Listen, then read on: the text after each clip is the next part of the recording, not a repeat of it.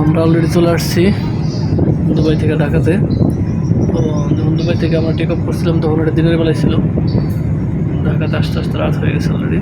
আমরা রাত বাজে প্রায় 12টা। উপর থেকে এখন অনেক উপরে আছি, এতটা বোঝা যাইতেছে না। আস্তে আস্তে প্লেনটা নিচে নামতেছে, সেটা বোঝা যাইতেছে। আস্তে আস্তে প্লেন নিচে নামতেছে, নিচে নামলে আরও সুন্দর দেখা যায়।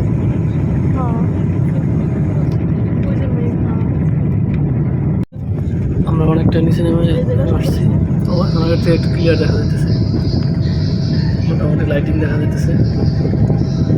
রাস্তাঘাটগুলো বোঝা যাইতেছে, বিল্ডিং রাস্তাঘাট সব বোঝা যাইতেছে।